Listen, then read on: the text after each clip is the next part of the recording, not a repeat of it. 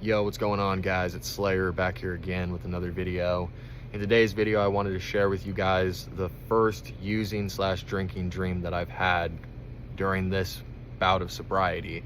And it kind of shook me up a bit. I typically don't have them, and usually if I do, it's like a nightmare. I'm back in the middle of a binge, in a relapse, withdrawing terribly, no access to my next liquor drink, and in fear for my life. I usually will wake up out of one of those nightmares in a cold sweat, terrified, but also very relieved and thankful that I'm not back in that hamster wheel again. It wasn't one of those types of dreams. It was more triggering and nostalgic, and it seems like it's opened up a doorway to some darkness. And even though it did shake me up, guys, I don't want any of you to worry. I'm not going to allow this to cause me to relapse, knock on wood, of course, because the grass really is greener on the other side. In 2 days, I'll have 2 months since my last drink, and I'm not going to allow anything to take that away from me again. It's like when we start to do well, that's when the devil comes at us 10 times harder. And if you don't believe in spiritual stuff, that's when the substance starts and it knocks on the door again. You open it up, hey, it's me again, your old pal, the wolf in sheep's clothing. It's that self-sabotage. We start to do good, stuff starts to smooth out. Oh, I think that I can drink again. No, we can't. So even though this has shooken me up, I'm doing the proper things to correct it, and I just wanted to share it with you guys because I thought that it was interesting. It wasn't really the actual dream that stood out to me about this experience. It was the thing that happened to me the day after, which we're going to get into that. So let's just go ahead and jump into it. So about 4 nights ago, it was just a typical day for me. I wasn't any more triggered or anything. I wasn't triggered at all. It was a good day. At least a couple times throughout my day, the thought of drinking pops up into my brain. And I think it's probably going to be like that for the rest of my life. Maybe I'm wrong, but at least a couple times a day, that thought will cross my brain, and I have to delete it. I have to smash that thought immediately and get rid of it and just throw it out of my brain. So there's nothing I can look at and point at and say, oh, I think that's why I had this dream. Nothing. I went to work, went to an AA meeting, came home, went to sleep, and proceeded to enter this dream world. So in the dream, I was over at one of my brother's places, not the brother that I live with, but I have 3 brothers. I was over at one of my brother's places, and there was music going on in the backyard. We were all standing in the nice green grass in the backyard, and I had a mixed liquor drink in my hand. It was on rocks. I think it was probably like Jack and Coke or something like that, and I was sipping it, and I can feel physical feelings. If a dream is real enough, you can actually feel like physical feelings. So I felt intoxicated. It was nothing like the nightmares that I typically have. I was having a good time. I was drinking. I proceeded to go over. We had this big table with all sorts of different liquor drinks. I was in like heaven. And in the dream too, there was none of the consequences or all of the horrible stuff that has happened to me because of my drinking. None of that existed. Again, very much a dream world. That's what it was, because that's not reality at all. And so I was drinking, having a great time. The music was playing. I was dancing with friends, some friends that I hadn't seen in years. There was a lot of pretty girls there. And I remember the most bizarre part of this dream was the very end of it. I actually went inside of the place, and when you walked inside of this garage, you'd like turn this corner, and down this corner there was a long hallway. And if you walk down this hallway, there was typically, back in the day, there was some different types of alcoholic beverages back there. And so I think I was going back there to check if there was some different stuff, in there besides what was out on the table. And so I went inside, and as I turned this corner to go down this hallway, when I looked down the hallway, there was just like this figurette, like a figure of, I could tell it was a lady, and she was glowing, just glowing bright white as I turned this corner. And she had her arms like all the way out, almost like, like this. And she was standing there, almost like if she wanted a hug or something. It did not frighten me. I don't know why this was included in the dream. I have no clue. But as I walked towards the light, it got brighter and brighter, and eventually I woke up. I don't know if that was like my subconscious or God trying to tell me that if I continue drinking, I will enter that light and I will die. I'm not 100% sure. But when I woke up, man, I was messed up. It felt like there was a ton of bricks right on my chest. I felt like I couldn't breathe. I was triggered. The devil was on my neck, breathing down on me. The desire to drink was there. I was having all sorts of negative thoughts go through my head, like I'm a failure. I was craving it. The moment I woke up, I wanted a drink, because again, it triggered me. And quickly I had to snap myself out of that. I got down, I prayed, I went and took a shower, I went to an AA meeting, I talked about it with some people, and I got out of my head. I thought that I was out of the clear with it. No, that following night when I was coming home from work, something very creepy and bizarre happened. And I'm sure, it felt like a spiritual experience. I was driving home from work. I didn't have the dream on my mind. I didn't have drinking on my mind. I didn't have any of that stuff on my mind at all. And I was probably about 5 minutes away from my place where I'm living at. And as I was approaching this particular intersection, I was going through it, and I went through that, and right as I crossed the intersection, it was like I had this overwhelming dread. And I know it was an attack from the enemy, man. It's like I said, I do think that this is a spiritual battle. But I had this dread come over me, and impending doom, and hopelessness come over me, and this dark demonic voice in my head just said, "You're never gonna quit drinking. You're never gonna be able to do it. You're gonna die an alcoholic. You're gonna die drinking.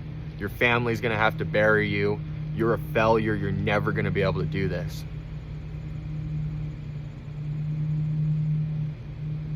And I don't know where it came from, guys. I don't know where the feelings came from, but man, it was heavy. It messed with me. It was like an overwhelming, it was like a knowing almost, just in that particular moment. Because guys, no, this whole experience has only made me stronger in my sobriety. It really has. But in that particular moment, there was almost a part of me, like a knowing that I was doomed. And that no matter what I do, no matter how hard I try, I'm almost destined to die an alcoholic. For whatever reason. And then I had these feelings come over me like I don't deserve sobriety, that I'm a piece of trash, and that I don't deserve to have a happy life.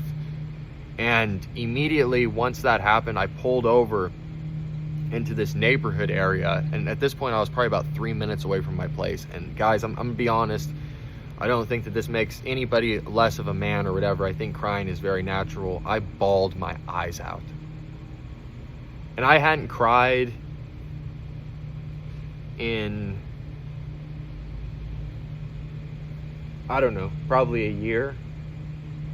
Because honestly, life has just hardened me. I've become numb. So much stuff has hurt me over the years that it's like I want to cry, but I can't. I'm sure a lot of you know what I'm talking about and can relate. I used to cry and cry and cry back in the day, like, because I had a lot of pain. And over the years, it's like I've lost the ability to cry. My heart has been hardened.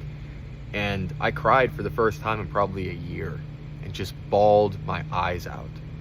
And for a couple minutes, I almost just succumbed, to that feeling, just gave into it and said, you know what, to hell with this. What's the point? Why am I even trying to stay sober if I'm just going to end up failing again? It's all pointless. Why am I here? And right as I was saying that, it's like God or my higher self, whatever you want to call it, came in and just slapped me upside my face and said, what are you doing? What are you doing? What are you doing? This is the enemy. This is an attack from the enemy. This is booze trying to get you to come back to it. You are smarter than this, Slayer. You know what's happening. You've been in this position before. And I just snapped out of it immediately and just started to pray against it. I started speaking out loud against the alcohol. I know this kind of sounds nuts, guys. Maybe you guys think I'm crazy. I don't know. I'm probably a little bit crazy. I just said, fuck you, alcohol. No, I'm not going to allow myself to fall back into that. And no, I'm not going to die an alcoholic. That's exactly what the booze wants. That's exactly what the enemy wants, is us to die an alcoholic. And that's not my future. The dream has done nothing but make me 10 times stronger and make me more motivated to stay sober. I've picked up things. I'm going to more meetings now. I'm attending different events and just different things with the church, and I'm being a lot more active, and I'm stepping up my program that much more. It was a wake-up call for me. It could have been a huge trigger that I would have allowed to take me back to the liquor store and get another bottle and drink all that pain away and just, accept this lie from the enemy, this lie from the devil that I'm never going to get sober. Because that's what it is, guys. It's a lie. At the end of the day, we are in control if we're going to pick up that first drink. Once you're out of the physical withdrawals, it's a mental war. And that's what it is. We're in a mental war. It's a spiritual war, and it's a battle every single day between the good side and the bad side. One's telling you just go drink and blow your life to shreds, and the other one's saying, no, have a relationship with God, be a good person, help others, progress in your life. And it's this battle every single day, and it's really up to us. It's our choice which voice we're going to listen to more. And that day I could have listened to that one voice and just went with it, but I didn't. I fought against that thought, and that's what we have to do. And these last 4 days have been really, really rough. I've been having anxiety from hell, panic attacks literally nearly every single day, where when I've been driving, I've had to pull off on the side of the road, catch my breath. I feel like I'm having a heart attack or something. I mean, it really is like it opened up some kind of doorway to darkness, and it's shooken me up a bit. But it's shown me you're never safe. We're never safe. It doesn't matter how much sobriety you have. You can't get too confident, because that alcohol is always there. And really, its number one goal is to get us to come back to it. And if it can get us to come back to it, or our number one goal, whatever you believe, and if we give into that, it's got us again. And it's that easy. It's that easy. All that work. We have to put all the months, years of work into staying sober, and within 5.5 seconds, less, because that's all it takes to take a drink, all of that is completely undone and destroyed. That's the scary part about it, and that's why we have to be vigilant. We have to be on guard at all times, and that's what it's shown me, guys. I just cannot risk going back to that life anymore. I just can't. I can't risk the first drink. It is hard. It's tempting. I hit about 2-3 months, and this is when I start to struggle the most. It's been my pattern. I very much know how to get sober, but I don't know how to stay sober. That's what I've been working on, and I've continued to work on. It's like I can get sober, but staying sober is the hard part for me. And I don't know, today I woke up and I'm feeling a lot more positive, a lot more upbeat. I have energy. The panic attacks and the anxiety has lessened, and I'm just feeling more like myself. And it was a test. I really do think that it was a test from God to see if I was going to go back to drinking, and I didn't, and I have no plans to. It's just not worth it. And I guess the point of this video, guys, is that we're all going to have triggers. You might have a dream that triggers you. Just remember, guys, it's just a dream. And honestly, seeing that white light at the end of the dream after me drinking, I think it could have been some kind of message, like I said, from either my subconscious or from God himself, trying to tell me that if I continue down that path, I might make it for another 10 years drinking, but inevitably, eventually, if you play by the fire, you're gonna get burned. I will end 6 feet under the ground in a coffin. And that is not what I want. And that is not what I want for any of you guys. So please, let's wake up and realize that it's like I said, guys, the grass is greener on the other side. It is not worth going back to drinking. And I'm gonna do everything in my power not to fall back into that lifestyle. The games that we play, the cat and mouse, the hiding it, you know, the full-time job that is being an alcoholic. I'm not going to do that. I have no time for that. I'm working on being a better person every single day. You know, having a relationship with God is important to me. Doing these YouTube videos and talking to you guys is important to me. Having a life and progressing forward in the right direction is important to me. And as long as I keep alcohol out of my life, all of that is possible. Of course, there's still problems. There's ups and downs. That's life. But I know for a fact if I drink, there's just no opportunity or progression at all. There's 3 opportunities if I drink: a hospital, a jail cell, or a grave. Or there's 4, I guess, or homelessness. That's where I'm at in my drinking now. And I don't want any of those, and I don't want any of that for you guys either. So let's continue to stay sober. Let's not go back to that poison. Let's not listen to that devilish voice in our heads telling us to go destroy everything that we've worked so hard for. I have worked hard for this 2 months that I have right now. I've worked and busted my ass. I'm not going to allow a dream, a thought, an attack from the enemy to bring me back into self-annihilation and torture. I'm better than that, and so are you. With that said, guys, let's continue to stay sober. I have a crazy video for you guys coming next. So listen here, guys. So I titled my last video, Yet Another Wicked Binge. I got a few comments from you guys saying, come on, Slayer, you didn't have to do the clickbaity stuff. Now, I was not trying to clickbait anybody. The reason that I titled that video the way that I did is actually because I wanted to make a video called, Do Some Alcoholics Enjoy or Like or Get Pleasure Out of Watching Other Alcoholics Suffer? And yeah, there's a few different reasons. Some of you might know why I want to make that particular video. And that's why I titled it that way. Because the fact of the matter is, guys, and I love all of you, and not everyone's like this, but the most popular videos on all of our sober youth, all the guys and girls, females in the sober YouTube community, for the most part, if you go to our most viewed and popular videos, it's the ones with the train wreck. It's a relapse. It's a crazy binge. It's a horrific thing, a horrific crazy story that we've told. And a lot of people, I get it, it's entertaining, and a lot of the times those stories can slap you upside your head and wake you up, but there is a particular certain group of people that are very, very sick that like to watch other people be sick. And the only reason that they watch your videos is to watch you be sick, and they are waiting on your downfall. And that's the only reason. I have them on my channel. We all have them on our channel. It kind of comes with the territory, this comes with the territory of YouTube in general, but especially when you're doing something like sober YouTube. I mean, because this is very much life or death. This is no game. So I wanted to make a video on that and just touch on kind of the dark side of sober YouTube, which I'm still going to make that.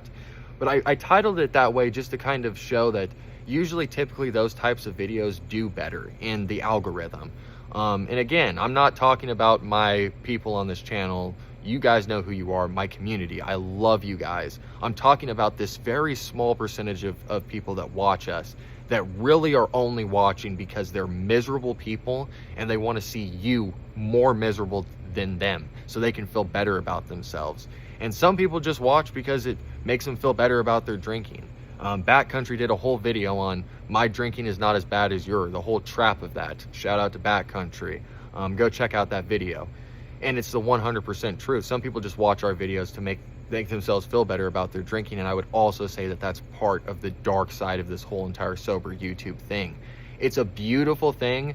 99% of my comments on here is nothing but love. Very rarely do I ever have to delete a comment. Very rarely. My community is beautiful. I love you guys, but I just wanted to touch on that real quick. I want to make a whole video on that, which I will. Anyways, now that I've ranted about that for 5 minutes, just wanted to touch on that and share with you guys the very first using/drinking dream that I had. It shook me up a bit, but it's shown me that I just have to step my game up, and that's what I've been doing. I'm excited for another 2 months of sobriety. Let's keep doing this thing. I'm proud of all of you. Please, if you are in the middle of that vicious chaos, I know how it is. Get yourself some help. Seek out a detox center if you need to. Speak to a doctor. Go to AA. Whatever it takes for you. Get yourself some help, and before you pick up that drink, reach out. For today, we'll worry about tomorrow when it shows up. For today, let's stay safe and let's stay sober.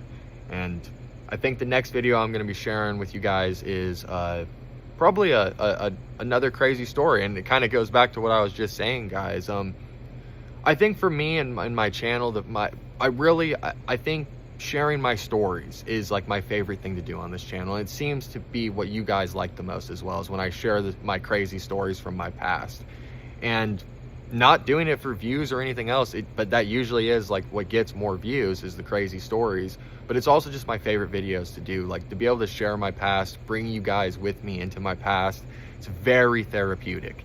And to hear that it's helping you guys as well is just such a beautiful thing. To know that this channel is doing what I wanted it to do in the first place is a beautiful thing, which is help others, and we help each other. So anyways, I'm going to stop ranting.